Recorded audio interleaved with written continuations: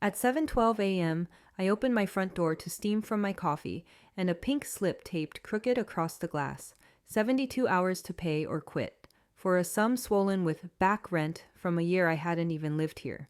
The block was waking the way ordinary American streets do.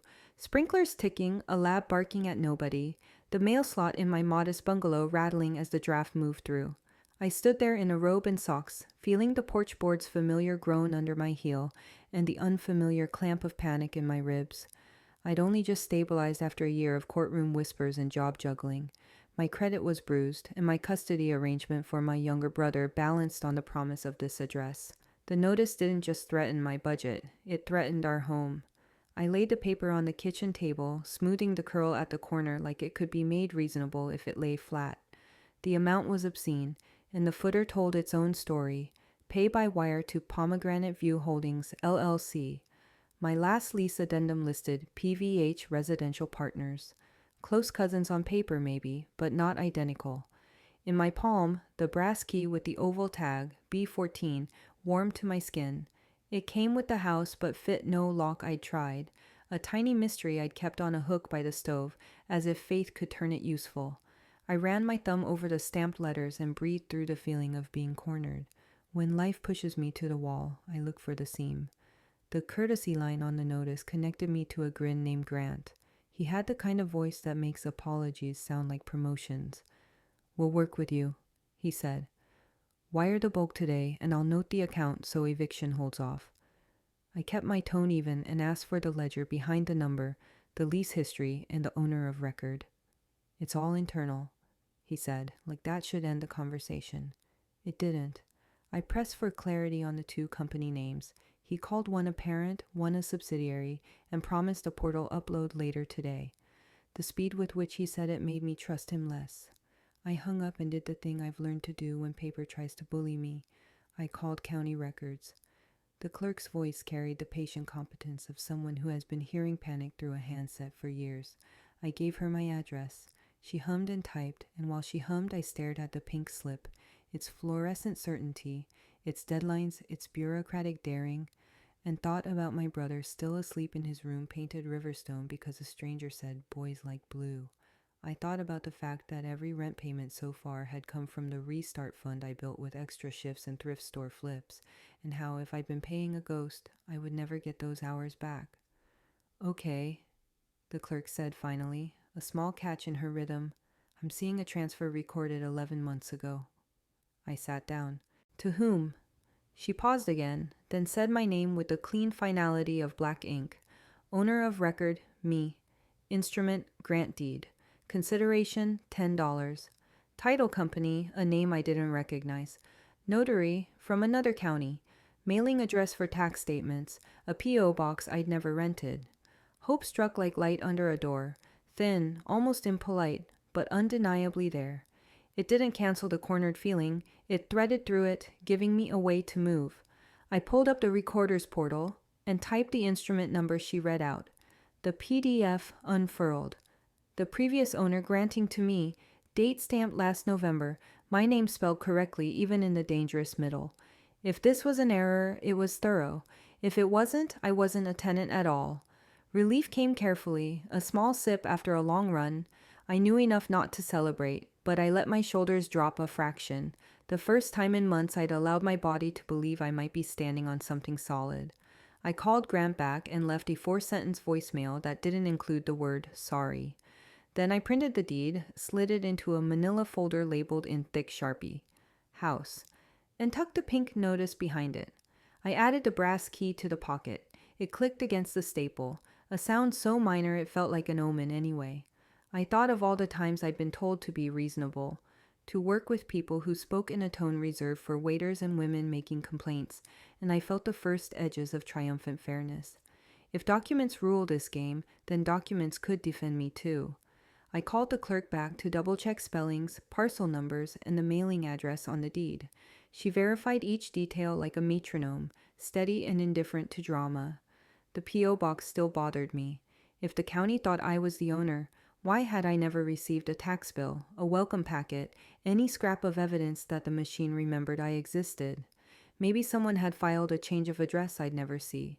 Maybe the title company had moved paper like a magic trick and forgotten to tell the rabbit it was free.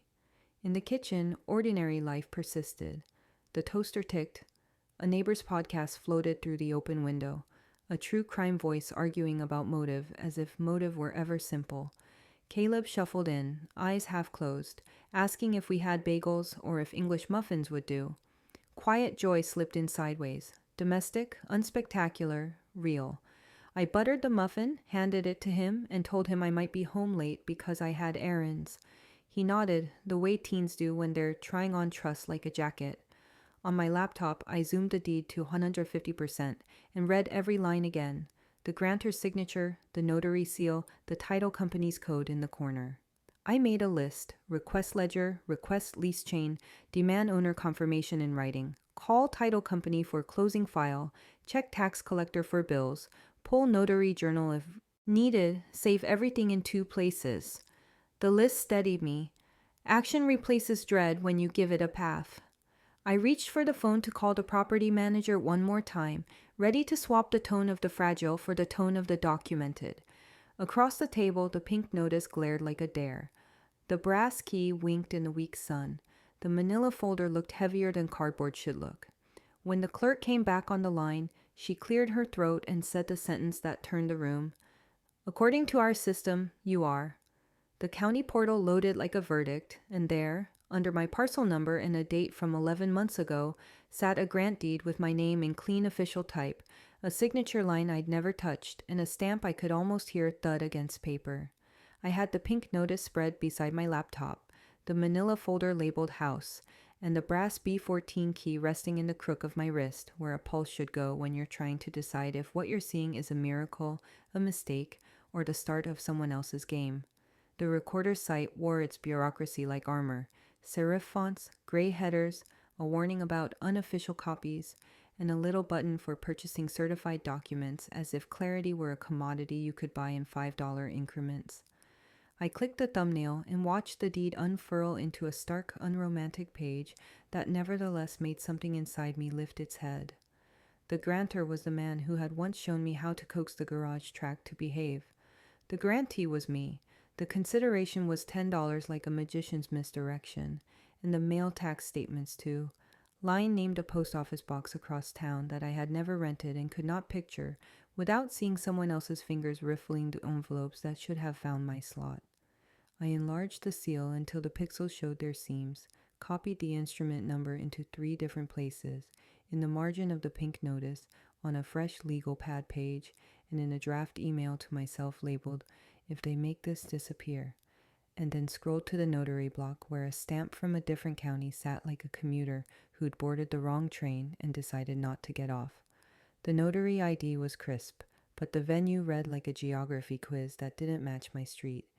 And in the lower corner, the title company displayed a logo I didn't recognize, the kind of coastal-sounding name designed to make you think of sailboats and not escrow disbursements, a name that had never sent me a pen or a welcome letter or anything at all, which meant either I had fallen through an administrative crack wide enough to swallow taxes and insurance, or someone had built a paperwork version of a haunted house and expected me to pay rent to visit my own kitchen.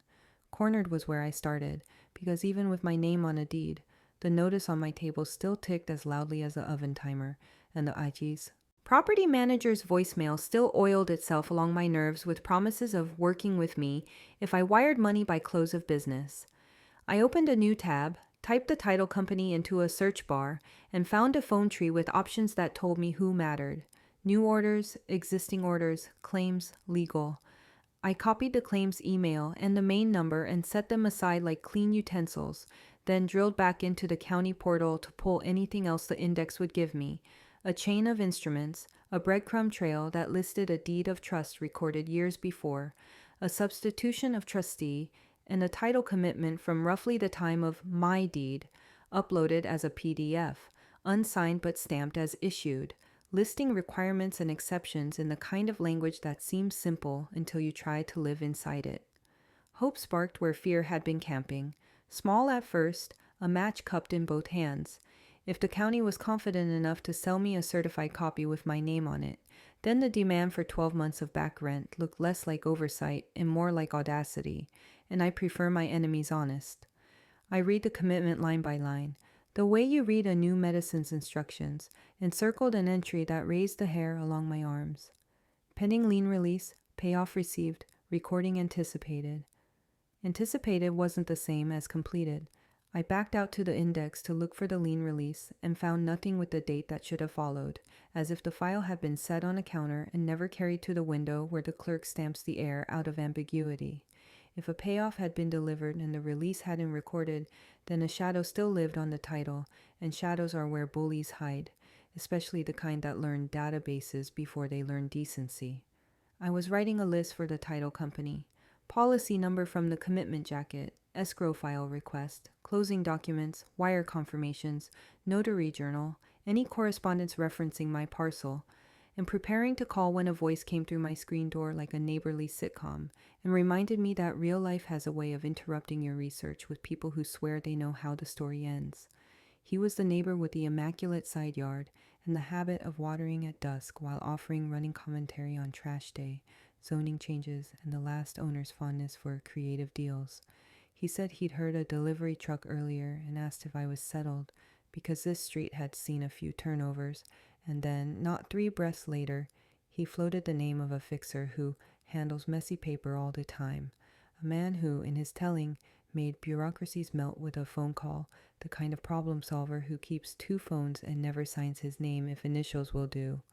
I stood behind the screen and smiled, because women learn early that smiles are shields, and I told him I was working directly with the county and my own files, which is true in the way water is wet.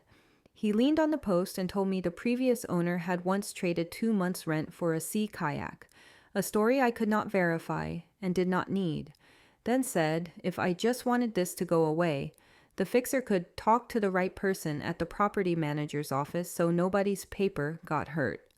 False ally, I wrote in the margin in a slow hand, and thanked him for caring enough to stop by, and closed the door gently so the screen didn't slap like an argument. Through the mesh, I watched him text someone while walking away, and in my gut, a cautious animal took 1 step deeper into the trees.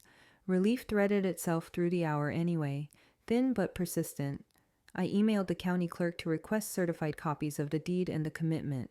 I uploaded the pink notice to a folder labeled Threats, because folders organize fear into shapes you can carry, and I left another voicemail for the property manager that replaced apologies with citations, instrument numbers standing in like calm witnesses. Triumphant fairness stirred next, not the loud courthouse kind yet, but the early version where you realize a system that has harmed you might, under sufficient light, help you, where you picture sliding a document across a table and watching someone who banks on confusion pause long enough to see they've been seen. I opened a notary database for the other county, keyed in the ID number from the deed, and found a name and commission that matched, a commission that had been active at the time the deed recorded. And I wrote down the address of the clerk who kept notary journals, because sometimes the only way to prove you didn't sign a thing is to show up and read the day it was signed. Quiet joy arrived, not fireworks, not even a drum roll, just the domestic certainty that comes from making a list and knowing tomorrow you will still be here to work it. Caleb texted from school a photo of a science lab and the words, "It didn't explode," which felt like a blessing and a family motto. I made a sandwich and ate it over the sink because paperwork doesn't pause for plates. I held the brass key and let myself imagine it, opening a safe place where the previous owner had stored copies of everything people forget to record. The world outside the window busied itself with deliveries and dog walkers and the trash truck's hydraulic exhalations, and for a handful of breaths, my house felt like the noun the deed said it was. The phone rang with a private number that sliced through the calm as neatly as a box cutter through tape, and when I answered, a man's voice, neither hurried nor sleepy, pitched in that middle register people use when they assume they are in charge, said, without the courtesy of a greeting, "Stop pulling documents. You're making this harder than it needs to be." I laid my lease beside the printed grant deed, and the first sentence that once comforted me turned poisonous. A master landlord named as owner, someone the recorder's index says sold the house before I ever carried my boxes across this threshold. The binder felt heavier than paper should. Back when I signed, The tabs and inserts and confident fonts made me believe adulthood could be assembled with initials. Now I read with a prosecutor's eye and a survivor's stomach. Page 1 declared I rented from Pomegranate View Holdings LLC by and through its asset manager, and then cited a master lease that supposedly authorized subleases like mine. The date, when cross-checked against the county's grant deed, landed after the property was recorded to me. It was like the lease had tried to walk backward through time and dared me to pretend the footprints matched. I flipped to the signature block and felt the air thin. No human name, just asset manager, an extravagant swirl where a person should be. No acknowledgement, no printed identity I could verify. The wire instructions sent my money to PVH Residential Partners, LLC, a brand new entity formed 2 weeks before I moved in. The bank info page still smelled of toner. The principal address, I just learned, belonged to a mailbox store. I pulled my folder of confirmations.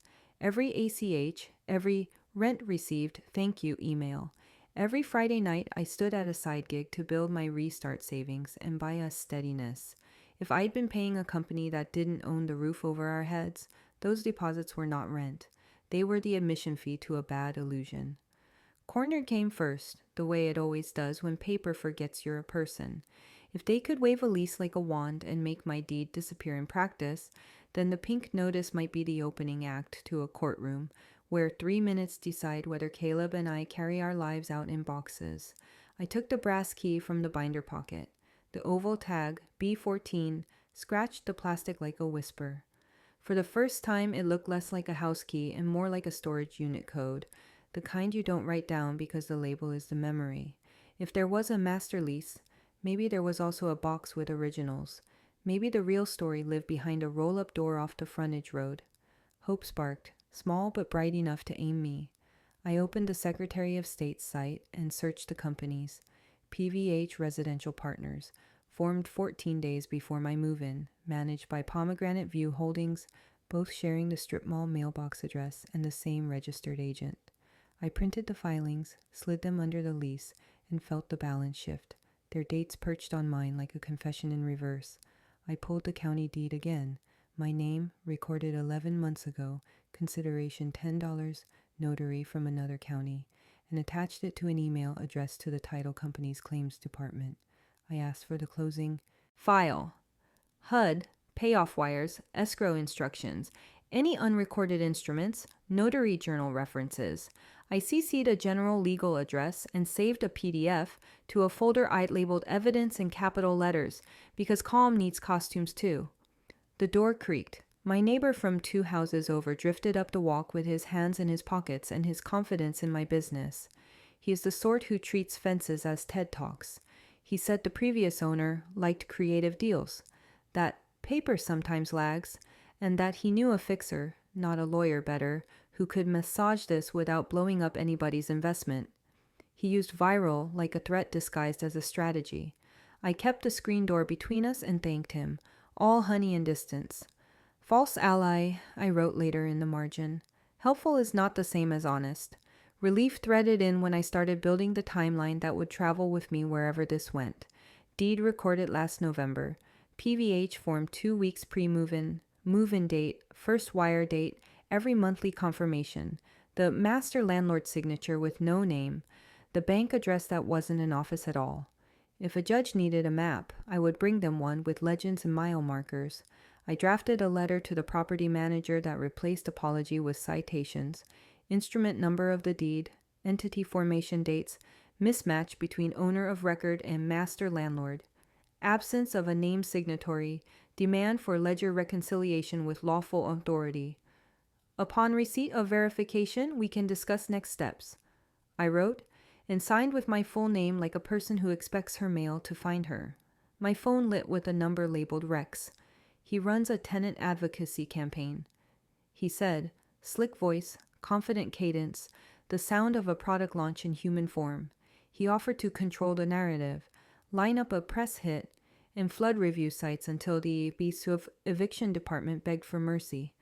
Viral first, filings later, he said, like a slogan. I could feel the temptation in my teeth. Public humiliation works on people who fear sunlight. but I have a brother in public school and a quiet job and a life that doesn't need to become content. I told him to email resources and ended the call before his confidence could spill into my kitchen. Triumphant fairness rose as I laid out the papers on the table. The lease that shouldn't exist, the deed that does, the companies born just in time to collect what they had no right to demand. For once, the rules favored the person who had actually read them. I wrote myself a short note and tucked it behind the binder's cover. You are not asking for special treatment. You are asking them to follow their own paperwork. I pressed the note flat like a promise. Then I slid the brass key into the inside pocket beside the lease where it clicked once, a tiny sound that felt like a door somewhere deciding to open. Quiet joy came.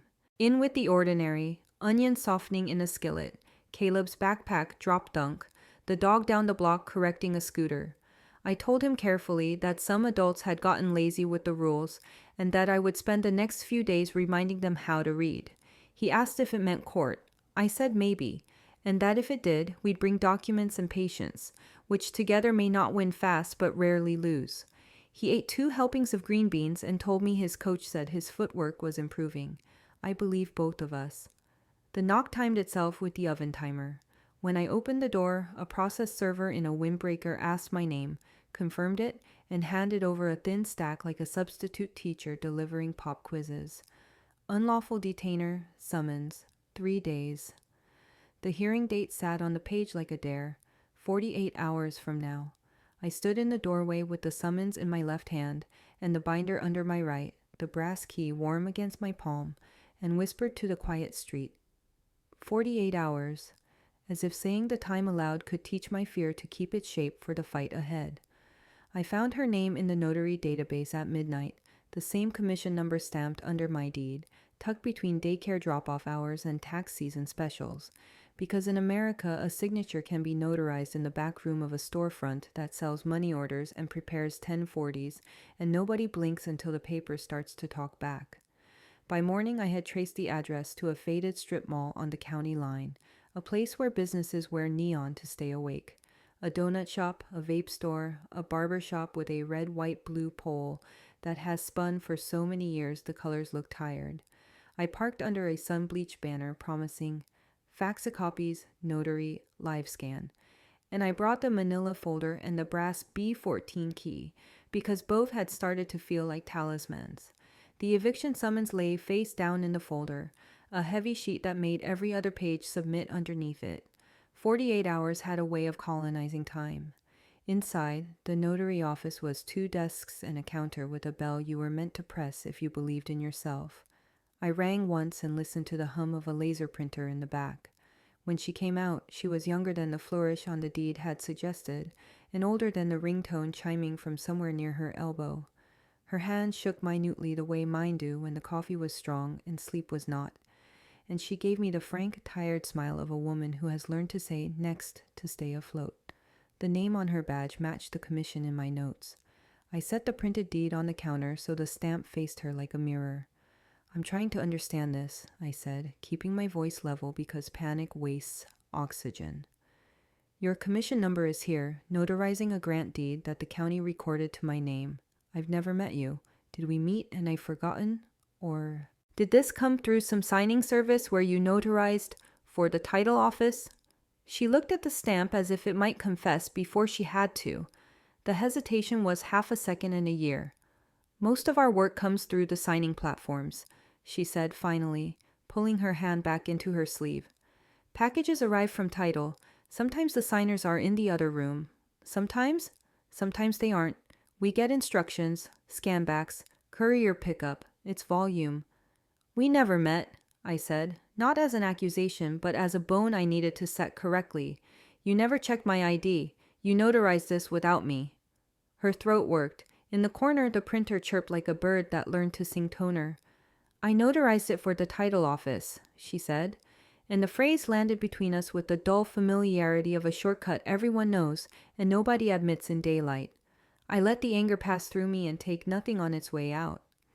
Over her shoulder, I could see the cultural assembly line that had produced my problem, a whiteboard with signings today scrawled in dry erase, A stack of manila envelopes rubber banded by urgency, a laminated list of fees taped at a tilt, and a corkboard where couriers pinned pickup slips with pushpins that didn't match.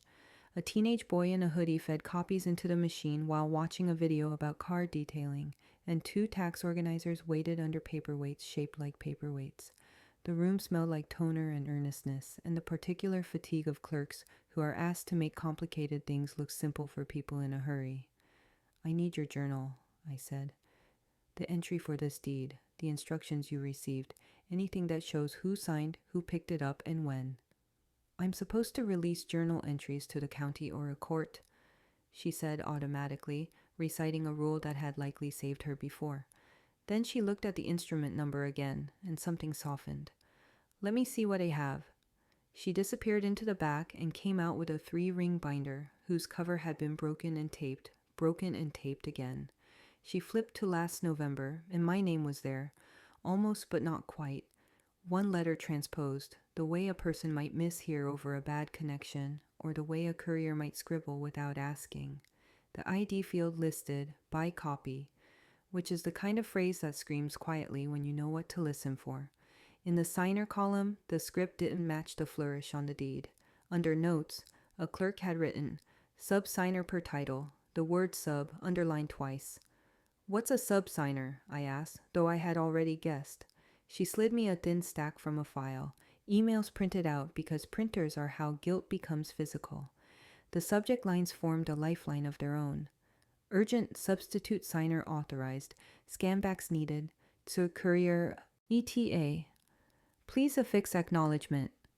The body of one read, "Signer unavailable. Proceed with authorized substitute per attached letter. Same parcel. Use standard jurat." Attached was a letter on title letterhead that looked legitimate from a distance and opportunistic up close. No names, just titles. No wet signatures, only a pixelated stamp. The courier log stapled to the last email listed pickup at 3:52 p.m., destination recording, and my name misspelled the same wrong way the journal had it, as if one typo had been assigned to the whole day so nobody had to remember 2 versions of me. My phone buzzed, the property manager's number. I let it ring into voicemail and then listened with the kind of patience I reserve for men who believe tone can replace facts. "We're concerned you're confusing yourself with internet documents," he said, the smile in his voice doing that patron saint of process thing. "Paperwork glitches happen. If you just pay to avoid trouble, we can straighten this out without dragging the board or the court into it." He added, "I'd hate for your younger brother to feel unsettled." And a low heat moved through me so steady it could have powered the printer for a day. I set the phone on the counter and wrote slowly, "Paperwork glitches," because sometimes you have to pin a phrase to the corkboard of your mind so you can see it when it tries to sneak back in wearing different clothes. The notary watched me write it, then drew her sleeve across her forehead and exhaled the way people do when a secret chooses to be truth before it becomes scandal. "I shouldn't have done it," she said, eyes on the stamp. "We get so many. They call. They're polite. They say the signer's at a different office or that it's a rush for recording. It feels like helping until it doesn't.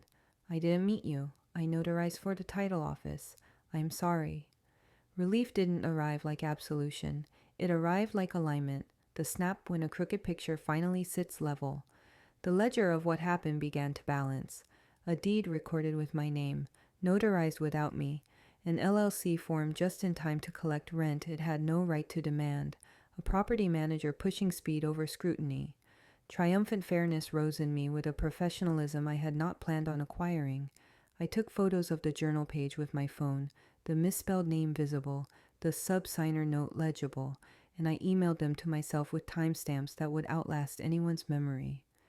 "Is there a closing package index?" I asked, thinking of the commitments promised that something had been anticipated and never delivered. "A table of contents for what they sent you." She looked through another file and produced a 1-page checklist. Deed ACK, owner affidavit, Lion payoff, Scanbacks USB archive. The last line was underlined with a checkbox ticked in black pen. "USB archive?" I said aloud, and the brass key warmed inexplicably in my pocket, as if metal recognized the idea of storage, even when the storage was digital.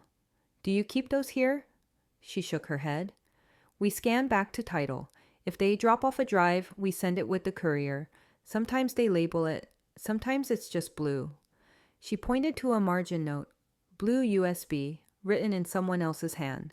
Someone who needed to tell a future self which little rectangle held the day's truth.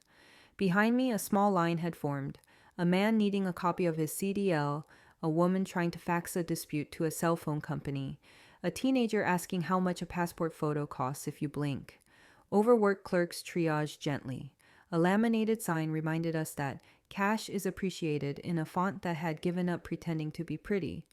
I felt the American machine around me, outsourced closings, temp couriers, assembly line signatures that turn houses into SKUs, and I understood how my name could be made true on paper and false in practice, and how the distance between those 2 points is where people like the property manager build an office. Do you have the courier sheet? I asked. The one for that day. She flipped to the back of the stack and handed me a pink carbon copy. Date, time, destination, county recorder, driver's initials, weight, and a list of items. 1 deed plus, ACK, 1 owner AFF, 1 payoff, 1 USB, blue. My name, misspelled, again. I photographed that too, each click a stitch. When my phone rang again, I let it. I could almost script a property manager's escalation, concern to condescension to threat, all delivered with the same carpet salesman courtesy. I had moved past the point where his tone worked on me. The notary watched me watch the screen, and then, without changing her expression, reached under the counter and slid out a thin manila folder with a tab labeled in ballpoint, small, careful letters that took their time. Quiet title, it read, as if the words themselves were trying not to cause a scene. This is a template a lawyer left once, she said softly, a confession tucked inside a favor. People come back when paper hurts them. I keep a few things that point toward help. I can't fix what I did. But this... She slid it closer, and for a second I thought I'd misunderstood the kindness in her eyes. Take it, and run. She folded my fingers over the folder, glanced at the door, and whispered one word that turned the strip mall into a starting line. Run. The B14 key turned with a stubborn squeak, and the corrugated door coughed dust as it rolled up to reveal a single banker's box on a concrete floor. Its lid buckled as if it had been forced to keep a secret too long.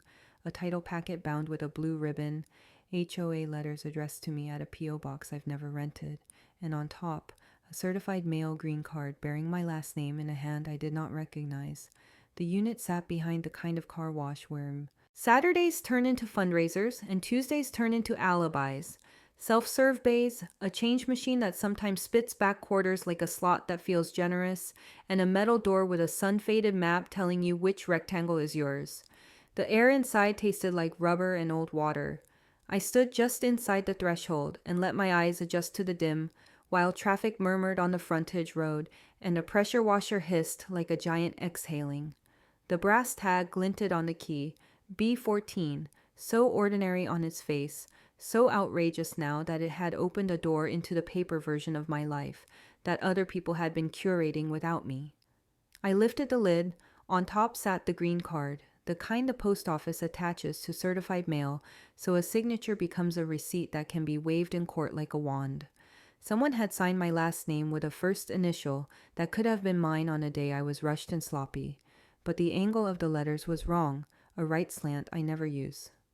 The delivered to line listed the P.O. box number I had seen on the grant deed, identical down to the suffix, an address I had never visited, but that apparently had no trouble receiving the parts of my life meant for me. Beneath the card lay HO envelopes with a logo I recognized from neighbors' windshield hangers, each addressed to my full legal name and the same P.O. box. Welcome packet, schedule of assessments, violation notices for a lawn that had never belonged to me in the eyes of the people billing me rent. I leafed through them carefully, the way you handle fragile evidence. The dates began last year, 2 weeks after the deed recorded. The title packet felt ceremonial even in the dust.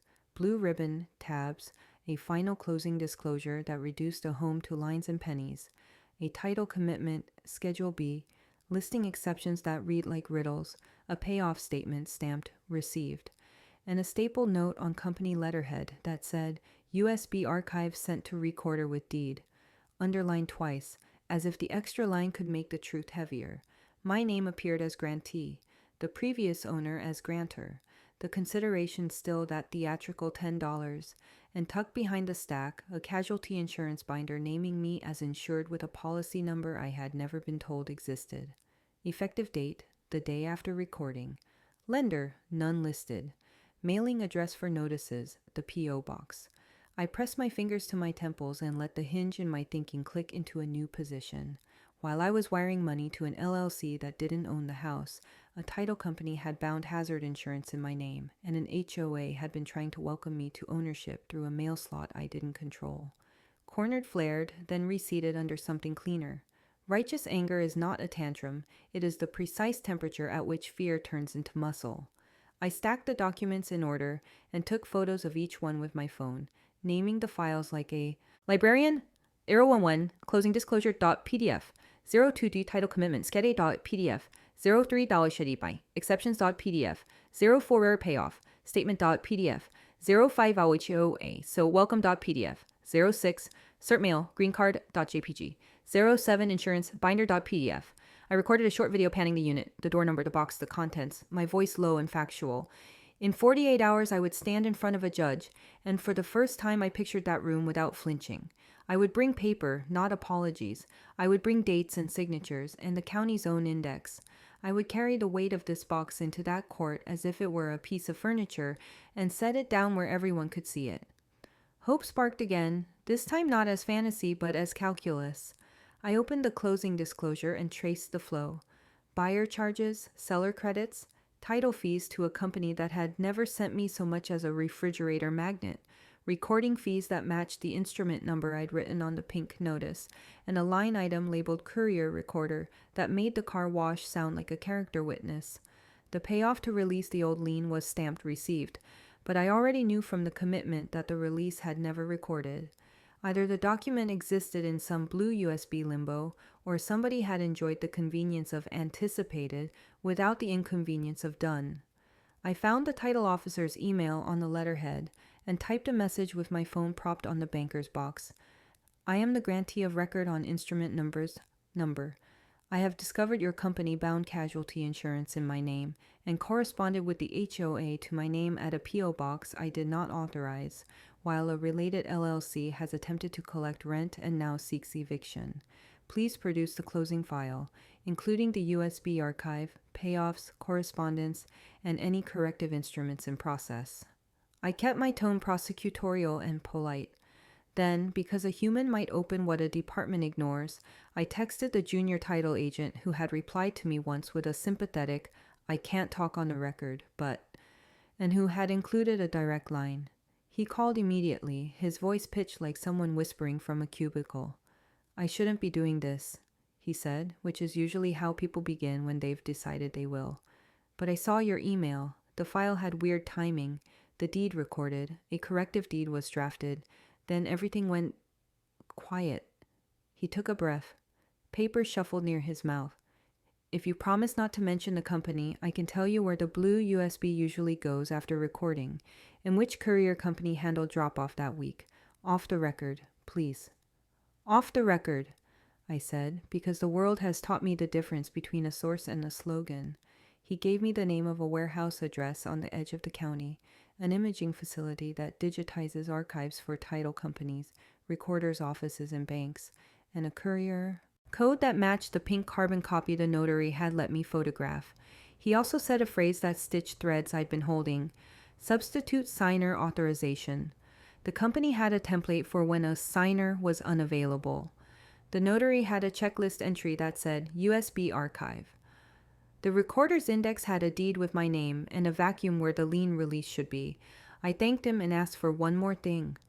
Was there any correspondence changing the tax bill address? He hesitated, then said, "Yes. Change to P.O. Box, signed by owner, your last name, first initial." The same wrong slanted signature as the green card. I stared at the card, and something inside me clicked all the way into place. Relief came in the steadiness of process. The car wash motor droned. The storage unit smelled like dust and intention. I pulled the HOA letters and read them in sequence. Welcome to the community. Here is your portal login. Here are your assessments. Here is a gentle reminder. Here is a not so gentle reminder. Here is a notice of fine for trash bins visible from street. Each letter believed I lived in the story the deed told. Each letter had been diverted to a box where someone else could choose what parts of me I got to receive. I imagined the person with my last name initialing deliveries at the postal counter.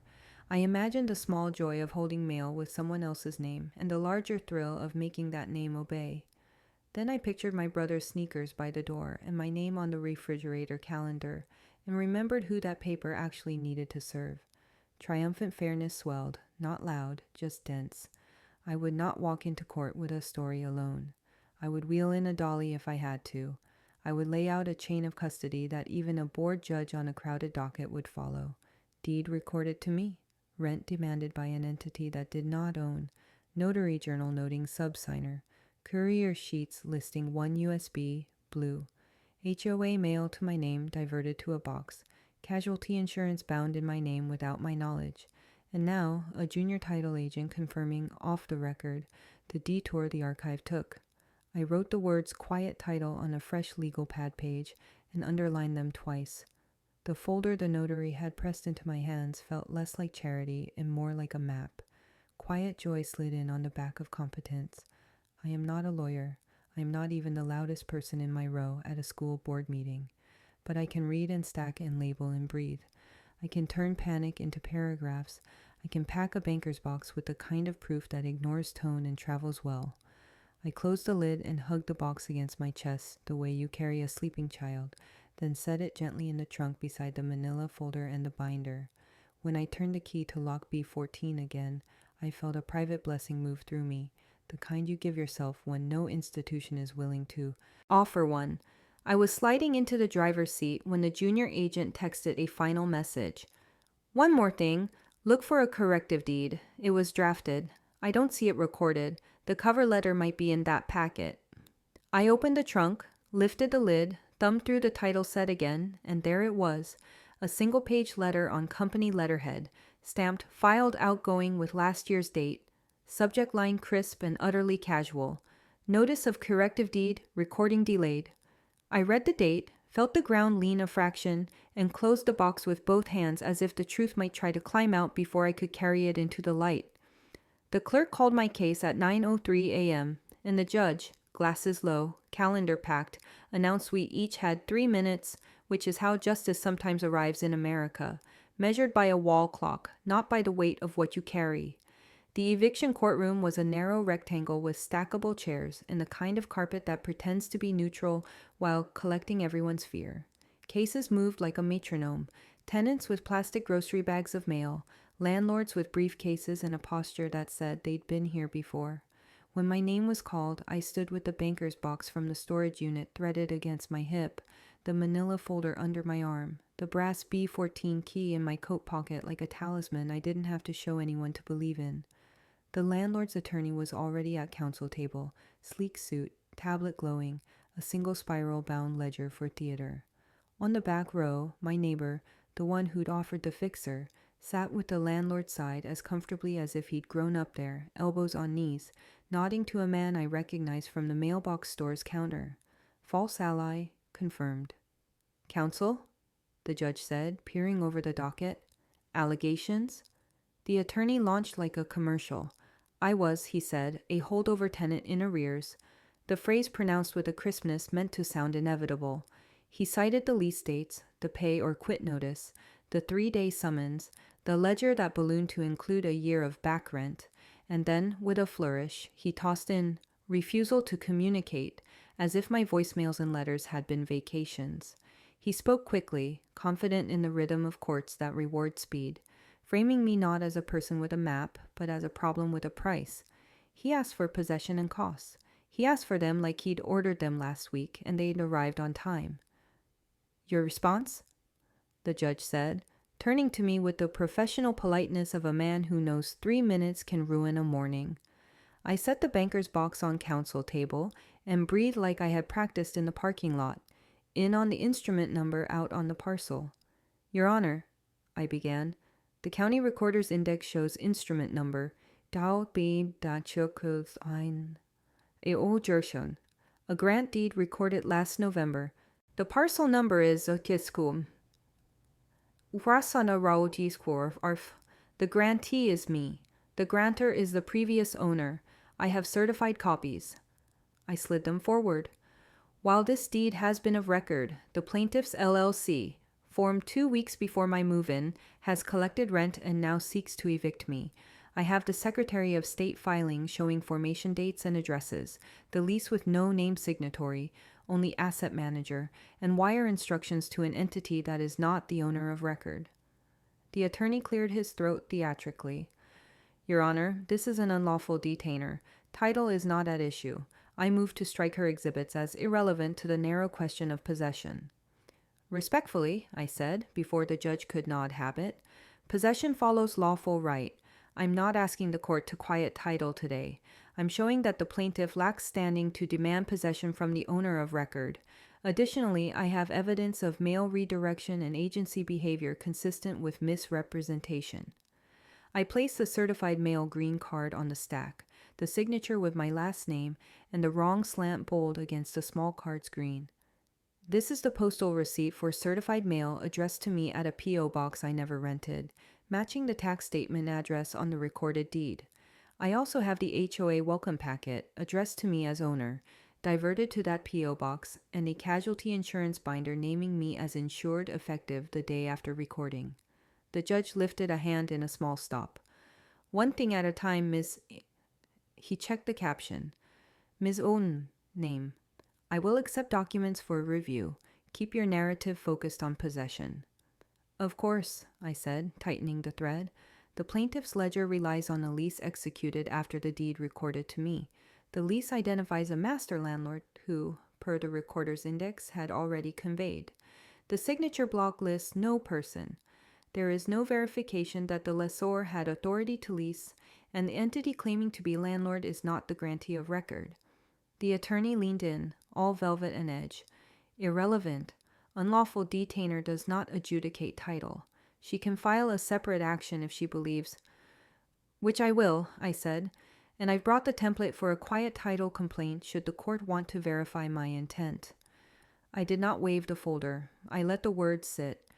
But today, if the plaintiff cannot establish a superior right to possession against the owner of record, their remedy is not unlawful detainer. They cannot bootstrap an eviction onto a paper they had no right to deploy. He pivoted to tone. Your Honor, the tenant is sophisticated enough to confuse online PDFs with legal reality. There are often paperwork glitches. That does not excuse non-payment. She should pay to avoid trouble while we sort out any back-end irregularities. I felt the low heat rise, the one he had earned with that phrase. Your Honor, I have paid, every month, from wages and a small restart fund, into an account connected to a brand new LLC tied to a mailbox store. If the court finds those payments were made to a stranger with no right to demand them, that will be addressed elsewhere. For purposes of possession, I am the grantee of record. Here is the deed. I tapped the certified copy. Here is the parcel. Here are the HOA letters calling me owner, and the postal card showing someone with my last name intercepting them at a P.O. box. Here is the courier sheet listing a blue USB sent with the deed. I slid the notary's pink carbon copy forward, and the notary journal entry noting a subsigner used to notarize the deed without my presence. If opposing counsel intends to rely on strict procedure, I ask the court to apply it consistently. The judge's gaze sharpened in a way that suggested this docket rarely offered him anything but repetition. He reached for the deed, checked the stamp, then the parcel number on my cover sheet, then the HOA envelope's addressee, then the green card. He looked at the attorney. Counsel, responses? Title disputes, the attorney said, crisp again, are outside this court's purview. True, the judge allowed, but standing is not. Who is your client relative to the owner of record? Property manager for the master landlord, he said. Authorized by contract. Produce the authorization, the judge said, simple as reaching for a pen. Not today, the attorney backpedaled, but we can supplement. This is a summary proceeding, the judge replied, voice flat as a ruler. You asked for possession in 3 minutes. That requires clarity. On the back row, my neighbor shifted, whispering to the fixer 2 seats down. The fixer's suit was shinier up close. His smile, visible even at a distance, had teeth too white for fluorescent light. He watched me the way people watch weather that might ruin their plans for a barbecue. Interested, irritated, certain the sun would win. I focused on the paper in front of me, because paper doesn't care if it is liked. I used the seconds I had left to anchor the story. I'm not trying to litigate title here, I said, but the county believes I own this house. The HOA believed it. The title insurer bound hazard coverage in my name. Meanwhile, this plaintiff, created 2 weeks before my move-in, took rent and now demands possession. If I am a holdover, I am holding over against myself. The law does not bless that kind of fiction. The attorney tried a new angle. Even if she were owner, he said, she has not paid property taxes. The county address is a P.O. box she controls. I slid the green card closer to the judge's hand without speaking. He read the name, saw the wrong slanted signature, compared the P.O. box to the deed's mailing address, and set the card gently on the stack. As if it were fragile, he turned to the attorney again. Counsel, do you dispute that the county shows her as grantee since last year? We haven't verified, the attorney said, because there is a point when you can't say no without inventing a universe. Then we're done pretending she's a garden variety holdover, the judge said, not unkindly, but with a weariness that sounded older than the carpet. Anything else, Miss Niebauch-Stachna? Yes, I said, because the swing from corner to fair only works if you finish. If the court is inclined to deny possession, I ask for dismissal without prejudice or a continuance to allow the plaintiff to produce actual authority. And I ask that any rent ordered into the registry be stayed pending clarification of standing. The judge looked from me to the attorney to the box, whose lid I had left open like an exhibit that breathed, then back to the deed with my name. He leaned forward, elbows on the bench, the clock behind him ticking like a metronome that had finally found a different song. Counsel, he said, pausing just long enough for the room to bend toward him. Why does the county show her as owner since last year? The title office manager folded her hands on the laminate and said, My closing was part of a bulk transaction. Paper moved, possession didn't, like she was explaining a weather pattern I shouldn't take personally. The lobby looked like an airport gate for paperwork. Ficus plants, framed photos of ribbon cuttings, a looping slideshow promising peace of mind, while a receptionist printed lanyards that turned strangers into appointments. I set my banker's box at my feet, the brass B14 key in my coat pocket, and the certified deed on the counter where the light could fall across my name as if the sun were a notary too. The manager wore a navy suit and the careful smile of someone trained to keep storms friendly. She slid a plexiglass tray between us like a neutral zone and tapped her screen while delivering the narrative. Last year, she said, their underwriter processed a bundle of transfers connected to a seller portfolio, a common efficiency in today's market, in which title perfected paper first and operational teams handled occupancy later. In that model, she said, it's not unusual for paper to get ahead of people. People live in houses, I said, keeping my tone even because anger often gets graded before facts. Your paper recorded a grant deed to me. Your company bound hazard insurance in my name. The HOA sent a welcome packet to my name. And while all that was happening, a brand new LLC formed 2 weeks before my move-in collected rent and now seeks to evict me. Which part was supposed to come later exactly? Breeding? She didn't flinch. She flipped my file on her screen and pointed to a line item that read like anesthesia. Gap exception, she said, as if the words could dissolve into air. The commitment had excluded coverage for matters arising between payoff and recordation that could not be verified at the time of closing. A line so elastic it could have wrapped my whole life and called it tidy. She clicked again. Escrow disbursed to the managing LLC per seller's instructions, she added, and rotated the monitor so I could see the wire confirmations. Funds sent to PVH Residential Partners, memo line my address, date 2 days before I moved in. The escrow audit notes were pristine, bullet point soldiering in rows. The sense that anyone had considered the ethics of collecting rent from an owner was nowhere to be found on the page. I never received a policy, I said. There's a jacket number somewhere that ensures the deed you recorded. If you're going to hide behind exceptions, I need the cover you sold with all those confetti words about peace of mind." She kept a smile. It developed edges. "Delivery shows as complete," she said, pointing to an internal status field that might as well have read, "We said we did." The delivery address was the same P.O. box that had swallowed my tax mail and HOA letters. "Your policy documents were mailed there," she said, and then, sensing the geometry of that admission, added, "Per instructions."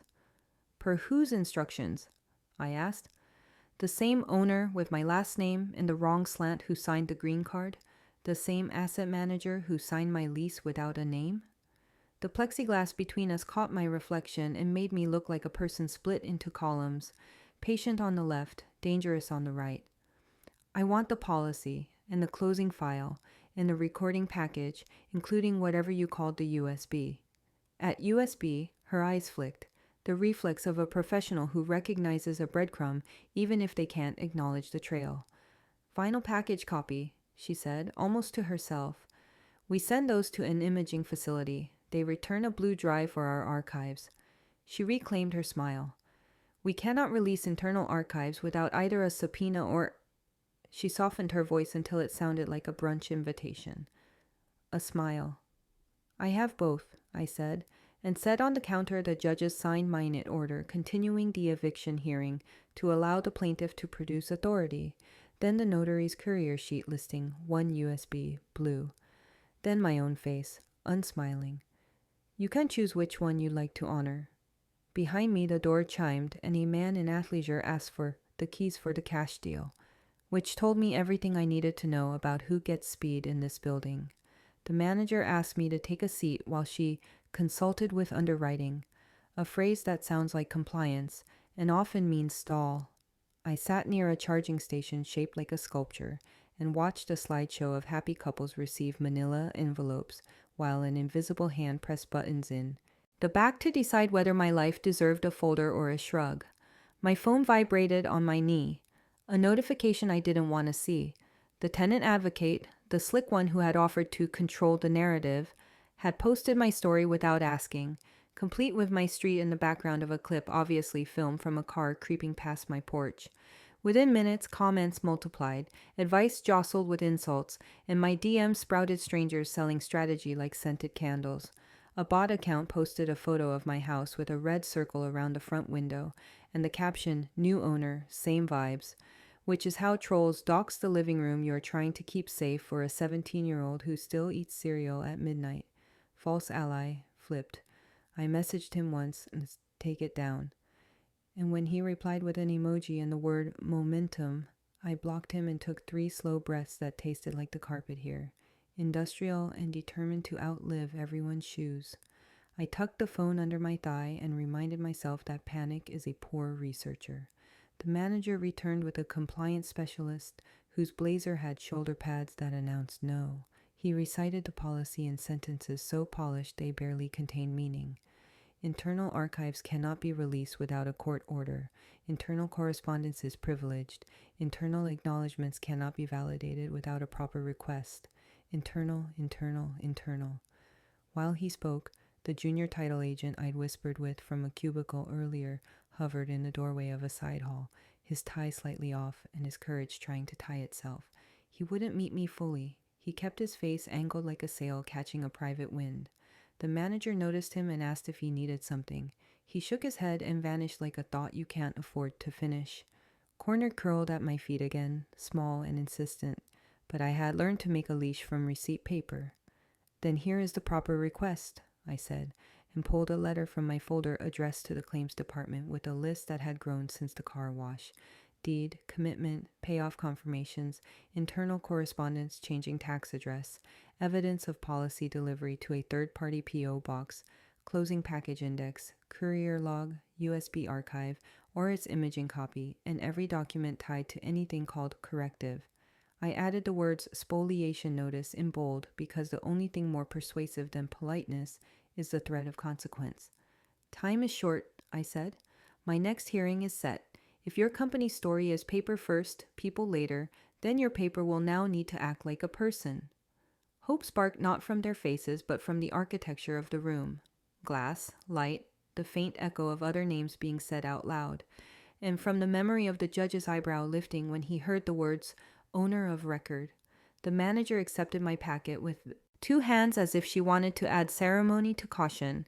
She said they would triage. She said they took these concerns seriously. She said everything a person says when their job requires syllables before solutions.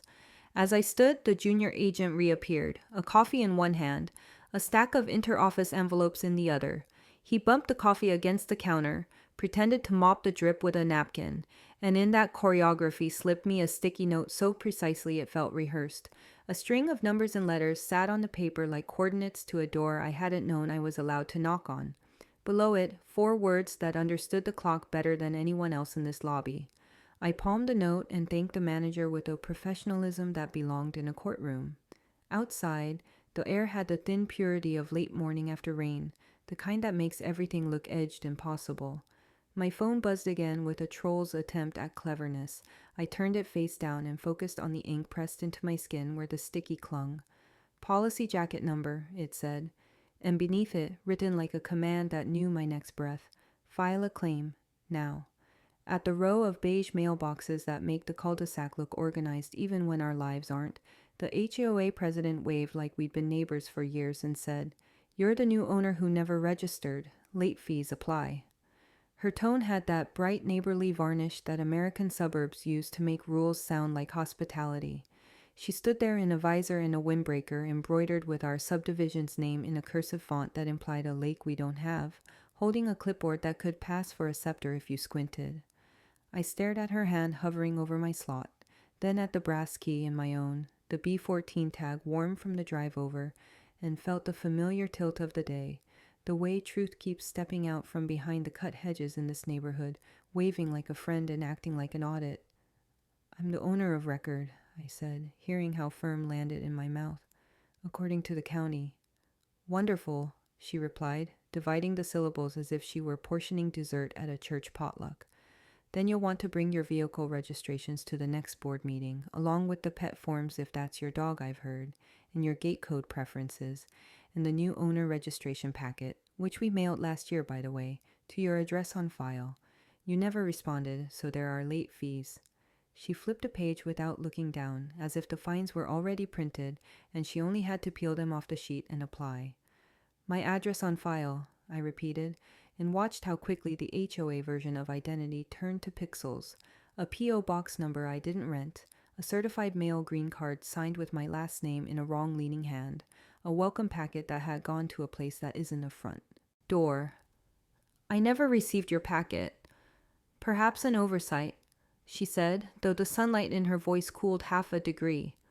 "We're volunteer-run, but our vendor did change your front door lock last winter at the landlord's request. Snowbirds, you know. Did you get that notice?" The world narrowed to a pencil point.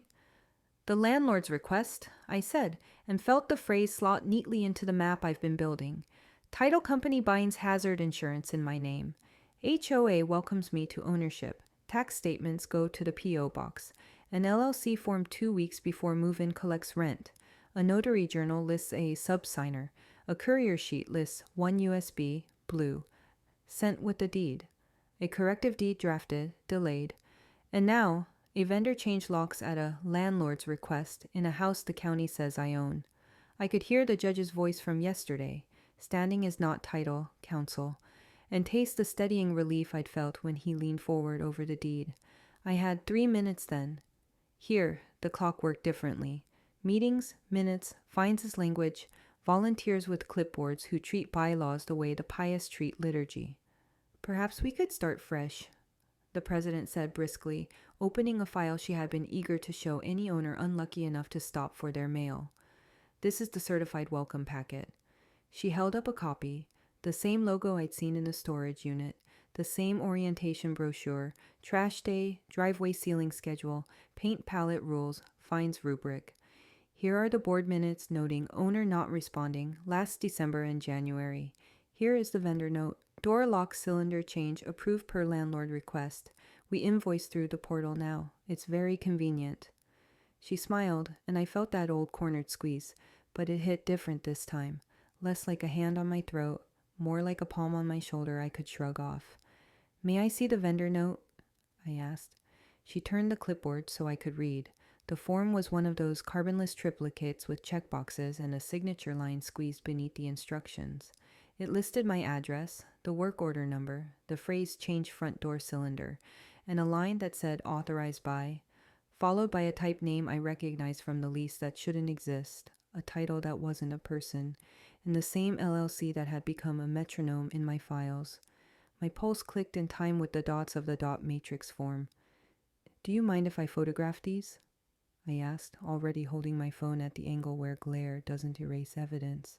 She hesitated, then shrugged in a way that told me she'd been told to be helpful unless it was inconvenient, and I took the pictures clean, tagging each with the date and the initials of the person standing in front of me. I would not let this neighborhood's soft manners camouflage the hardware.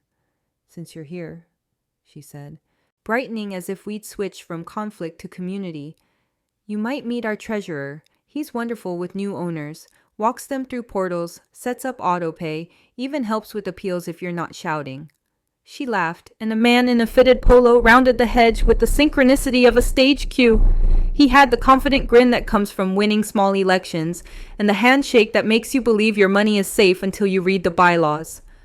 "Welcome," he said, gripping my hand with both of his so I couldn't check my phone. "I'm Mark. We're lucky to have you. I can fix all your registration issues." He lowered his voice and let it fill with understanding. "This board inherited a mess. You give me a limited power of attorney, and I'll handle your portal, clear your late fees, and negotiate any fines. You won't have to worry about a thing." The pitch was so smooth it almost made the hedge look like a velvet curtain. My gaze moved to his wrist, where a charity bracelet shared space with a watch so clean it might have been sponsored. "A power of attorney?" I said, letting the words slow down. "To an HOA treasurer?" "Limited," he repeated cheerfully, as if the adjective were a safety net. "Just enough to clean this up without bothering you. Email me your driver's license and the deal. And I saw your story online. What a circus. And we'll get out ahead of it." I felt something steady settle, the part of me that has spent 2 weeks learning how to say no without apology. "No," I said, smiling because the suburbs have rules about tone, even in war. "But you can email me the bylaw section that authorizes vendor lock changes at a landlord's request when the county shows a different owner, and you can copy your counsel. I'll send you the instrument number and the judge's minute order." He blinked once, then reassembled his chair and patted the president's clipboard as if we were all still playing the same game. "Of course, we love a paper trail." Behind us, a lawn service truck chirped into park, and a man in a neon vest hopped out to measure a front yard for edging, as if the block had decided to underline the phrase "rules as identity." The president handed me a paper copy of the fine schedule and a pamphlet about colors approved for front doors. I slipped both into the manila folder and pictured the day last winter when a vendor had changed a lock at the landlord's request. Probably while I was at work, probably with a code from a portal I didn't know contained my life under the wrong name. The anger that surged wasn't hot this time. It was precise. If the HOA had responded to a landlord while addressing me as owner in minutes, if a vendor had turned a key at an entity's request while a deed with my name warmed in the recorder's database, then this wasn't a misunderstanding. It was a system confident I would not read. Hope sparked in the strange place where bureaucracy and sunlight meet. The president's visor, the treasurer's watch, the neighbor's porch flag, the inbox I would fill tonight with statutes about associations and agency. I could see the next steps as clearly as the pavement squares under my feet. I would request the board minutes in full, not just the clipped version on the clipboard. I would demand the vendor's authorization documents and the work order trail, IP addresses, portal logins, the person who clicked approve. I would cite state HOA statutes about owner notice and access, and ask where exactly they had mailed anything besides that ghost P.O. box. I would include the postal inspector's case number attached to the green card. Paper's power is that it can be stacked until even people with visors have to lift it. Relief arrived like a breeze that moves the mailbox flag. I wasn't alone in a hallway or a strip mall office or the fluorescent calm of a title lobby. I was standing in my own neighborhood with proof that the fiction wasn't confined to my kitchen table. The HOA believed I existed in precisely the way my enemies needed me to, as a name for fees, as a signature accepting delivery, as a database field that could be updated without a face. But the same HOA had also kept minutes that called me owner, had a president willing to show me vendor notes, had a treasurer too eager by half to put his name near my power of attorney. Systems leak, I thought. You just have to hold a clean cup under the drip. Triumphant fairness surged, quieter than triumphs look on television, but stronger than any viral thread I've avoided. I asked the president for the email addresses for the board and the management company. She rattled them off from memory and added, "We prefer not to be CC'd on legal threats." I typed anyway, thumb steady. Pursuant to Civil Code sections and CSS and CSS, please consider this a records request and a demand for correction of all account entries imputed to my address since that date. The county shows me as owner of record under instrument number. Deliverables include certified welcome packet proof of mailing, board minutes with references to my address, vendor work orders authorizing lock changes, portal logs showing authorizations, correspondence with any landlord or agent attempting to act regarding my property, and the fine ledger. Notice of spoliation attached. I attached the judge's minute order and the deed. I CC'd the title company claims address and the postal inspector. Then I hit send and watched the little bar believe it was moving my life forward, one pixel at a time. Quiet joy came as I walked back to my porch with my mail in one hand and a copy of the bylaws in the other. Caleb's bike leaned against the railing exactly where I tell him not to leave it, and for once I didn't correct him. Some mess is the tax you pay for a child who believes home is a place you can drop your helmet and be forgiven. I set the manila folder down and poured 2 iced waters and stood at the sink feeling, for the length of the slow pour, that improbable contentment you get when your house is not just walls, but witness. The feeling lasted until my phone chimed with an HOA address I didn't recognize, no reply community suite, and an automated subject line, records request received, ticket 104287. I opened it, expecting a bland acknowledgement, and found a forwarded thread with a reply at the top from the treasurer's personal Gmail to the board's group list, accidentally included in the auto-forward when they generated my ticket. The screenshot he attached showed a board chat I hadn't known existed, the kind of back channel where people say what they think before the minutes clean it up.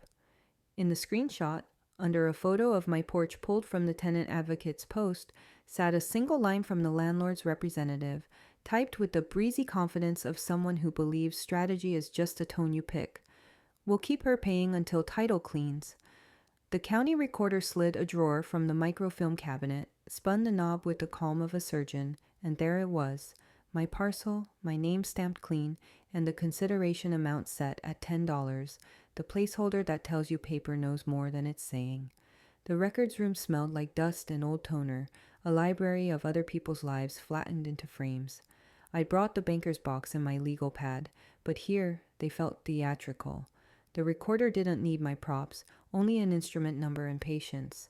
As the film advanced, the clerk, gray cardigan, practical shoes, a gaze that registered drama without buying it, pointed with a capped pen.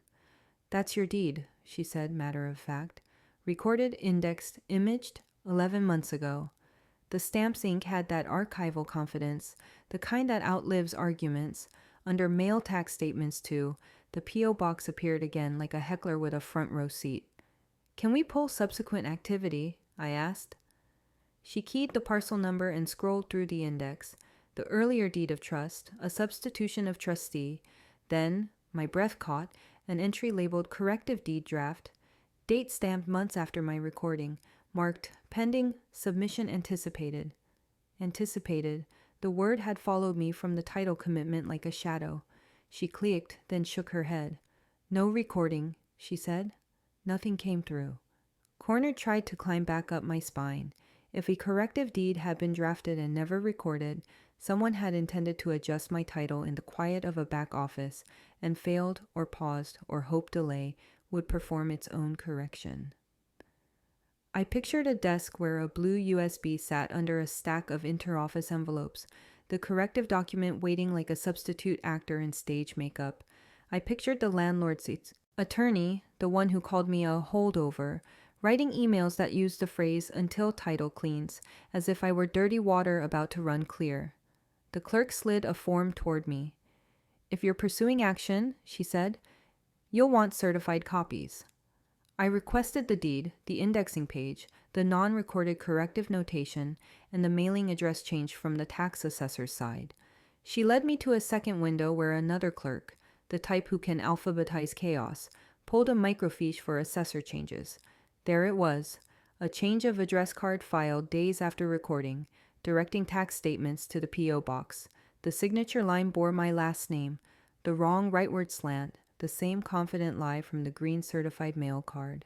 The clerk didn't blink. She slid the fiche back into its sleeve and said, if that's not you, talk to the postal inspector and the assessor's fraud desk. We keep the paper, they chase the person. Hope sparked in the shape of procedure. I filed a written request with the assessor to restore the mailing address to my actual house, attaching a copy of my driver's license, the deed, and the postal inspector's case number. I asked the recorder to certify each copy while I waited, watching the gold seal press into the corner like a small sun pinning truth to the page. I wrote on my pad, quiet title, slander of title, wrongful eviction counterclaim.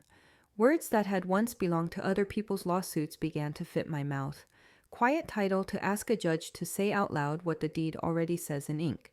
Slander of title for the acts that clouded my ownership. The false filings, the public assertions of a landlord's rights that did not exist. Wrongful eviction as the counterpunch to a summons that treated me like a trespasser in my own kitchen. While I waited for copies, my phone buzzed with an email whose subject line read like a dare. If anyone asks, you didn't get this from me. The junior title agent. I stepped into the corridor and opened it. A link to an encrypted download. A one-sentence body, USB image of final package, deed, acknowledgments, closing correspondence, and scambacks. False ally redeemed. My chest eased a fraction, the way it does when a stuck window finally gives an inch to air.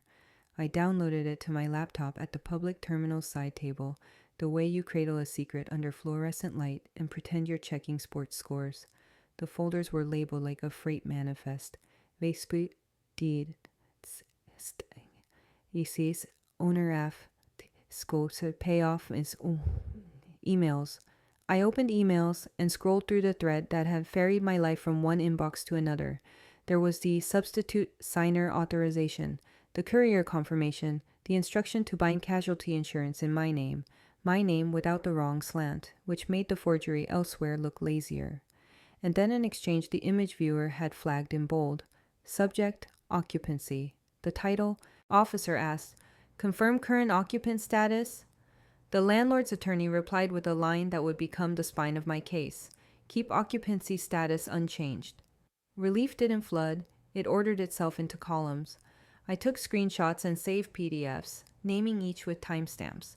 I forwarded the thread to my secure email and BCC'd the claims address the manager had tried to hide behind smiles. I pictured standing in court and reading those 4 words into a microphone that clicks on when it hears a voice it respects. Keep occupancy status unchanged, a sentence that admits they knew who lived in the house and wanted it to stay that way while paper shuffled in the back room. A sentence that sticks to your palm like a label you can't peel off. Back at the counter, the clerk handed me the certified copies. Her eyes were soft but steady. She had seen too many families stapled to too many file numbers to offer false comfort. Do you have counsel? She asked. Not yet, I said, but I have a claim number and a hearing date. She nodded. Quiet title, she said, as if reciting a grocery list that feeds a person like me. Record your lease pendants when you file. It keeps surprises from happening while you're sleeping. Law as lullaby, law as lock. I walked outside into a noon that felt cleaner than mornings have lately. The courthouse steps looked like a place where many people have learned to speak and many others have learned to listen. On a bench, a couple argued in whispers over a traffic ticket. On the curb, a young man practiced apologies into his phone. I sat on the ledge, opened my pad, and sketched the case I would bring. Cause of action. 1. Quiet title, alleging my ownership under instrument number, seeking a judicial declaration. Cause of action, 2. to slander of title, alleging false statements and filings clouding my title, including P.O. box redirection and misrepresentations to HOA and vendors. Cause of action. 3. Wrongful eviction. Counterclaiming for possession demands made by an entity without standing, seeking damages and fees. I added a footnote to myself. Request temporary restraining order to halt any lock changes or possession transfers pending adjudication. Triumphant fairness rose like a tide you can time with the moon. The judge's minute order continuing the eviction proceeding had already shifted the balance. The recorder's certified copies put metal under my feet. The USB image handed me a lever large enough to move a story told in other people's voices. I emailed the policy jacket number to the underwriter's claims portal with formal notice of claim and tender. In the subject line, attaching the deed, the corrective deed notation, the change of address card, the HOA minutes that called me owner, the vendor lock change note authorized by a landlord, and the keep occupancy status unchanged email. I ended with a sentence that felt like sweeping the room for witnesses. Your insured's file shows knowledge inconsistent with their public posture. Indemnify and defend, or I will add your company to the caption. Before I left, I asked the clerk one last question. If someone tried to record a corrective deed without my signature? She shook her head, brisk and gentle. Wouldn't stick, she said. Not against your interest, not without proper authority. That's why you file your action. Paper can be loud. Courts are louder.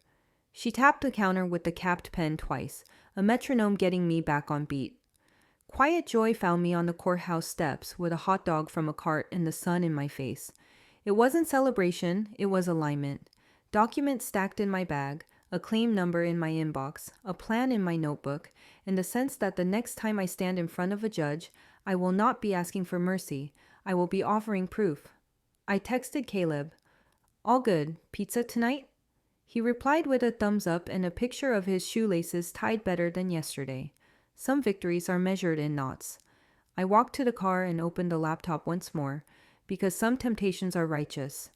In the USB images emails hash folder, I scrolled back to the first message that mentioned me by address. Subject line, Bundle Nutshroom 14, Final. The thread began with a list of parcels, mine highlighted. The last email before recording was a simple instruction from the landlord's attorney, copied to title and escrow. No hedging, no legalese, just strategy masquerading as routine. Keep occupancy status unchanged. I pressed play on the projector, and the email with the subject line occupancy filled the big screen. 4 unadorned words from the landlord's attorney, keep occupancy status unchanged.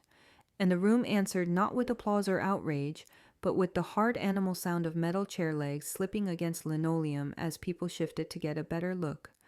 The public records hearing was held in a multi-purpose room the county uses for both elections training and flu shot clinics, which meant the sting of sanitizer lived in the cinder blocks and the acoustic tiles had already learned how to swallow voices that tremble. I had signed up for the second comment block because I needed the first to watch how the board listened, needed to see who took notes and who performed note-taking while sending texts. To my left, a reporter from the local paper tested her recorder like a chef flicking a skillet to see if the heat is loyal. To my right, a retired teacher I recognized from the neighborhood listserv organized her handouts with the deliberateness of someone who has never once confused volume for victory. Across the aisle, the property manager sat at the end of a row with a legal pad he didn't use, flanked by a man whose suit had the bubble sheen of a frequent flyer, and my neighbor, the fixer's friend, who had dressed down for the performance of innocence. When they called my name, I brought the banker's box and the manila folder and the printout of the deed with the gold seal, and I told myself I was not here for catharsis. I was here for an audit trail. My hands didn't shake when I set the laptop on the table and mirrored the screen. They had done their trembling in parking lots and kitchens and strip mall offices, and now they behave like hands belong to someone who has read the law twice. I began with dates because dates don't care about tone. Deed recorded to my name last November under instrument number, consideration $10, tax statements redirected to a P.O. box by a change of address form I never filed. Hazard insurance bound in my name by the title company effective the day after recording, HOA welcome packet addressed to me as owner and diverted to the same P.O. box, rent demanded and collected by an LLC formed 2 weeks before my move-in, and an eviction filed against me while the county still believed I owned my house. The board chair asked me to slow down. I didn't. I handed out copies. I slid the certified mail green card down the table like a playing piece in a game whose rules I now understood. The signature with my last name in the wrong rightward slant bold against the green. The P.O. box number matching the assessor's reroute. The reporter lifted her eyes the way people do when a pattern emerges in front of them. The retired teacher made a small sound that could have been sympathy or anger, or both wearing the same coat. I explained the notary journal entry, sub-signer per title, and the courier's pink slip listing, 1 USB, blue, and the storage unit behind the car wash where I had found the closing packet and the insurance binder that had remembered my name when every other office pretended to forget it.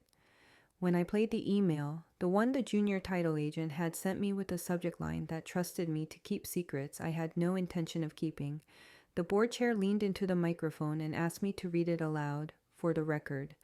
So I did, careful to hold each syllable in my mouth until I was sure it would survive the minutes. Subject, occupancy. Inquiry, confirm current occupant status. Reply, keep occupancy status unchanged. The chair scraped, not an ovation, but a recognition. The reporters in the back raised their phones like secular candles, and a photographer who had been pretending to adjust his lens stopped pretending. The property manager lowered his eyes and wrote nothing on the page he had brought to write nothing on. I breathed for the first time since the clerk at the recorder's office had pressed a gold seal into the corner of my life. Cornered still lived in the room. Its cousins are doubt and fatigue, but hope sparked along the table where my documents sat, because the timeline wasn't an anecdote anymore. It was a sequence the county could see with its own machines. Microfilm, indexes, certified copies. Emails whose metadata had more integrity than the voices that had told me not to make trouble. I said, without sarcasm and without apology, that I had been called confused by people whose business model depends on confusion, that I had been told paperwork glitches happen by a man who collects rent from addresses like mine, that a lock had been changed at a landlord's request in a house the county sees I own.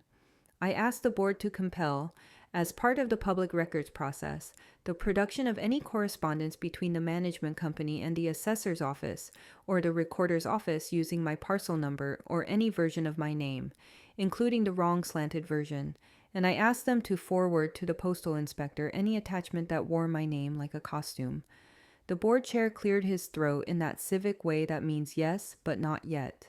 He thanked me for the thorough presentation and reminded me that while they could request interdepartmental records, the county's ability to pry into private companies' inboxes relied on subpoenas and cooperation. I told him I had both a hearing date and a claim number, and that the title underwriter's policy jacket had finally arrived in my inbox, thanks to a sticky note that substituted bravery for protocol. That earned something like a smile from the compliance officer who had spent the last hour massaging language into non-committal shapes.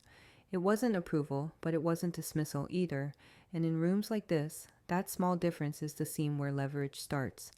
Then the property manager asked for the microphone, and the false ally stripped off his friendliness like a poncho.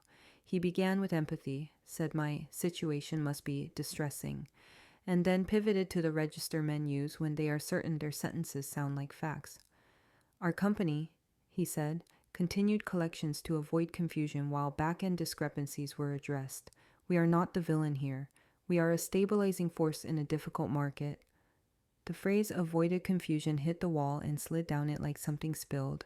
He added that I had been unresponsive to reasonable offers, that I had chosen to escalate, and that disseminating partial documents online created misimpressions that were unfortunate for all parties. I didn't wait for the chair to thank him. I asked for the mic back and said I would like the record to reflect his sentence exactly. We continued collections to avoid confusion. Then I asked him to explain to the board and the press how continuing to collect rent from the owner of record avoids confusion rather than monetizing it. He floated a smile and tried another sentence about industry norms, and I said the words I had been practicing in my car. Industry practices become fraud the moment they know the truth and keep choosing the money. Relief, when it arrived, wore the shape of nods from strangers. It took the form of a reporter's follow-up. Can you spell the LLCs? And a board member's request to the clerk for a copy of the occupancy email to enter into the packet. It dressed itself in the compliance officer's suggestion that the management company provide, within 10 business days, documentary proof of their authority to act regarding my parcel, policies, powers, contracts, and any letters of direction that mention my address. He used the phrase, under penalty of perjury, with casual precision that made my shoulders drop an inch. The chair asked the recorder's office to audit the chain of title for my parcel and to report back on the status of the corrective deed draft that had never made it to the light of the index. For the first time in a month, my documents didn't sit in front of me like a plea. They sat between us like a standard. Triumphant fairness doesn't play like a movie. It plays like a ledger finally admitting both columns. I leaned into the mic and said I was done apologizing for being emotional about housing, that my tone was not the issue, my audit trail was, and that going forward I would not meet anyone in the middle of a lie. I asked that the minutes attach my timeline as an appendix, and that the county's counsel coordinate with the postal inspector regarding the change of address fraud. The chair nodded, the clerk nodded, the recorder nodded without blinking, and somewhere behind me a woman whispered, "Good, the way you say amen," without making a church out of it. Quiet joy came in an unphotogenic form. A young staffer wheeling in a pitcher of water and a stack of paper cups and setting them on the side table as if inviting us to keep talking, as if the county believed this wasn't a spectacle but work. I filled 2 cups, drank one, and saved the other for my throat when adrenaline left and truth stayed. On the screen, the email scrolled back to the subject line and froze there, an accidental banner over the meeting. Occupancy, the word that had been used to control my life as if I were a piece of furniture, now turned inside out to show its wiring.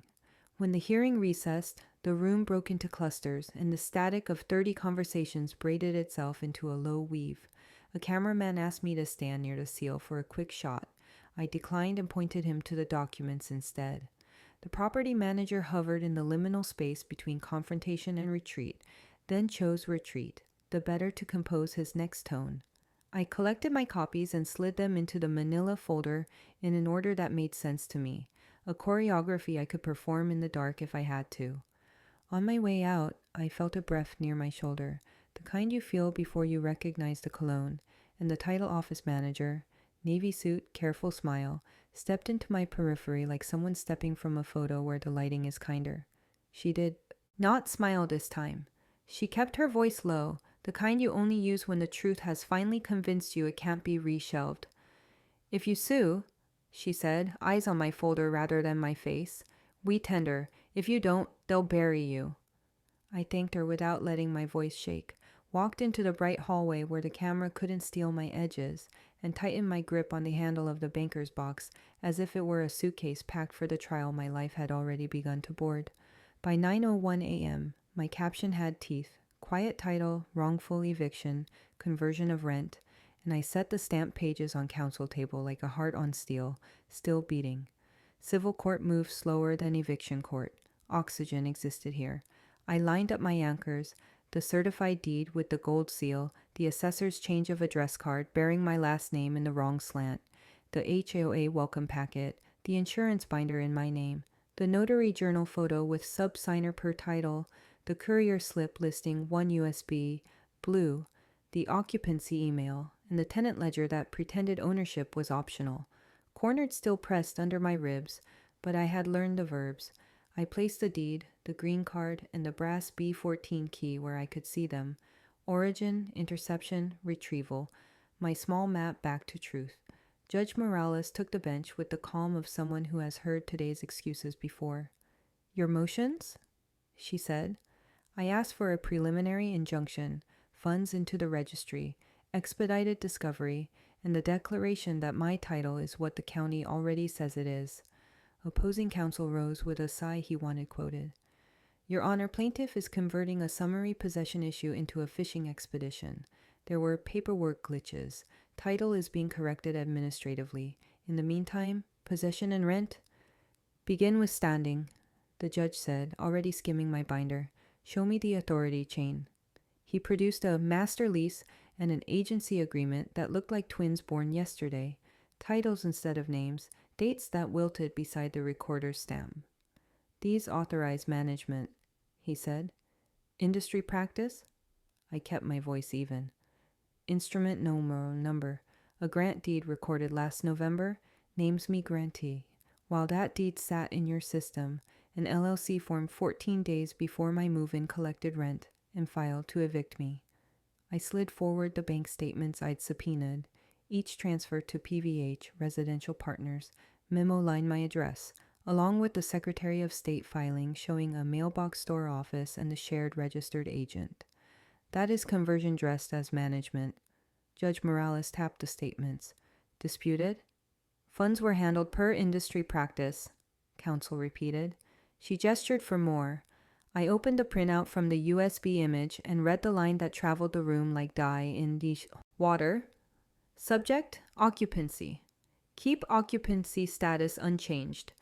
The judge initialed the exhibit sticker and set the page on the bench ledge as if reserving a seat for it. Counsel tried to retreat into procedure. "Hearsay within hearsay. Your escrow, your underwriter, your attorney are on the thread," I said. "Foundation will not be a problem." He pivoted to tone. "Meanwhile, she hasn't paid rent into the registry." "I've paid every month," I said, "to a stranger with no right to demand it." I touched the deed. "Possession does not float free of title." Cornered loosened as the judge began to speak like a checklist. "Preliminary injunction granted. No further eviction activity pending adjudication of title. All rent plaintiff paid to defendant's account will be deposited into the court registry within 10 days. Expedited discovery is granted as to authority, mail redirection, HOA communications, and occupancy decisions. Rolling production in 7 days. Parties to agree on a forensic protocol for email extraction. Plaintiff to record a lease pendens within 3 business days." She looked at counsel. "Objections?" He objected in principle, on whether and on adjectives. "Denied," she said. We recessed to mark exhibits. I slid the deed, green card, and brass key back into the pocket like a ritual I could now perform without shaking. The property manager studied the carpet. The neighbor's fixer watched me the way people watch weather that might cancel a barbecue. Reporters hovered. I kept my attention on tabs and page numbers. When we reconvened, the judge addressed conversion. "Bank records show transfers to an entity without evident authority.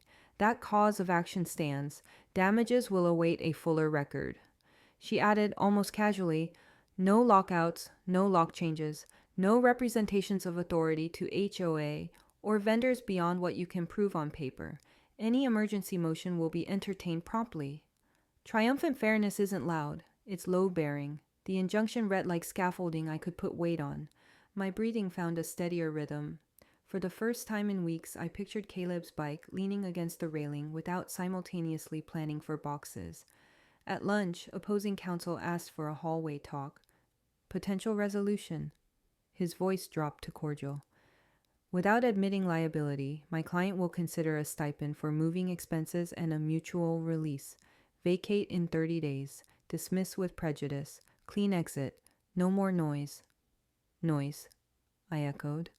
"You want me to leave a house the county sees I own and promise never to speak of it." "It's an opportunity to avoid uncertainty," he said. The title manager, pretending to read a bulletin board, stepped close enough for the truth to travel softly. "If you sue," she murmured, eyes on my binder, "we tender. If you don't, they'll bury you." Hope sharpened into choice. Relief hovered.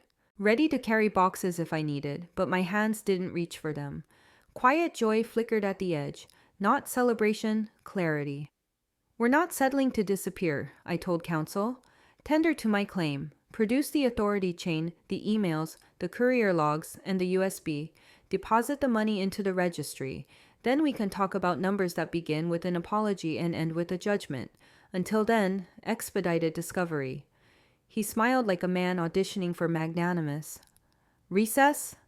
he said, gesturing toward the doors as if air would change my mind. We stepped into the fluorescent hallway anyway, and the settlement pitch that followed felt like a trap with carpet. On the record, the terms landed like punctuation finally in the right places. Title quieted in my name, rent refunded with damages, HOA fines reversed, attorney fees covered. The clerk read the stipulation in that ceremonial flatness the county uses to keep victory from turning theatrical, and Judge Morales converted my preliminary injunction into a permanent order on possession. She directed the title company to file the corrective instruments that matched what the microfilm has been quietly insisting for 11 months. Opposing counsel tried to thread a little spin into the transcript. The needle refused. I didn't cry. Relief arrived as alignment, dates, stamps, signatures sliding onto the hooks they were made for. The cornered part of me, so loud at every step from the pink notice to the hallway, resolution, finally stepped back. Exposure moved next, not as spectacle, but as procedure. The landlord's LLC went into a referral packet to the state attorney general because prosecutors like paper better than adjectives. The keep occupancy status unchanged email and my bank statements read to them the way frayed wire reads to an electrician. The notary supervisor was disciplined for the sub-signer per title routine that had made my deed both true and vulnerable. The title company, nudged by its underwriter and my tendered claim, issued the corrective filings and circulated an internal memo that said what should never have needed saying. P.O. boxes don't replace front doors. Anticipated isn't done. Justice paid off where chairs scrape. At the HOA meeting, the president read a statement she'd practiced in her driveway, an apology for a vendor lock change, authorized at the landlord's request, for fines assessed while their portal treated me like a ghost, for minutes that called me owner while systems called me tenant. The board reversed every dollar and scrubbed every late mark. Reporters angled for the contrition shot. I kept my eyes on the document table. 2 days later, the management company ended the property manager's contract. His goodbye email, subject line, moving on, might be the only honest sentence he owns. Transformation didn't arrive with trumpets. It arrived as choices I could make without permission. I launched a 3-night workshop at the library called Paper People Place. Night 1, the Recorder's Index, how to read consideration $10, how to request certified copies, how to spot a corrective deed draft that never recorded. Night 2, HOA bylaws as contracts, not sermons, where fines are language and where they're leverage. Night 3, mail and proof, green cards, change of address fraud, who to call when the slant on your name is wrong. A nurse on a double shift filled a front row seat. A small landlord came and admitted he'd never read escrow emails past the subject line. Watching people hold paper without fear felt like turning a lock from the inside. At home, I changed the last mismatched lock. I took my time because patience is a tool. When the new bolt slid and the door clicked, the sound was unspectacular and revolutionary. Caleb asked if he could take the old cylinder apart for shop class. Yes, I told him. Control is not secrecy. The brass B14 key had lived on the hook by the stove, an object that started as a riddle and became a compass. After the settlement recorded, I carried it upstairs to the short hallway where the ceiling dips. Running my fingers along the scuttle, I found a tiny brass latch I'd mistaken for decoration. The key turned with a whisper. The crawl opened. Inside, under insulation like old snow, sat a cedar box, ribbon bleached to the color of paper. I set it on the kitchen table, the same surface where I'd signed a lease that shouldn't exist, and built a lawsuit that learned to introduce itself. Inside were letters, a porch photo of the previous owner grinning like afternoons, and a single page titled Intent. His hand was upright, fond of margins. He meant the house to go to someone who would live in it, keep the olive tree and the porch light for a younger person, treat the place as practical kindness, not inventory. He wrote my name. He referenced our garagey conversation about the track and the socket wrench. He underlined live in, as if he knew how often paper would later be used to erase the act of living. Hope sparked in a way that didn't ask for permission. I slid the letter into a plastic sleeve because habit has become a kind of prayer, and I placed the brass key on top of the box where it finally looked less like a question and more like a period. I emailed a scanned copy to my counsel with the subject line, Intent, found in attic, and to the title underwriter with, For your claims file. Then I stood at the sink and let the quiet joy of ordinary water be the soundtrack. Not triumph, continuity. The next workshop graduated in our backyard. Deviled eggs, a salad with too many olives, a tray of brownies that disappeared before we started. People compared parcel numbers like recipes. A woman who had whispered eviction into her phone last month said audit trail out loud. We watched the sun tilt behind the oak, and for the first time since the pink notice future tense felt like more than a dare. After everyone left, I put the settlement order in the manila folder that began this war and shelved it beside the cedar box. Paper, then people, then place. Before sleep, I wrote the closing line I promised myself I'd say without bitterness. When paperwork decides where we live, who gets to hold the pen, and who makes sure the ink tells the truth. Morning brought mail that didn't flinch at my name. A thin envelope from the title insurer waited in the box, its window clean of that wrong slanted signature that used to haunt me. Inside, one sentence typed with terrible calm. We have identified additional affected properties. I stepped onto the porch, looked up and down our street.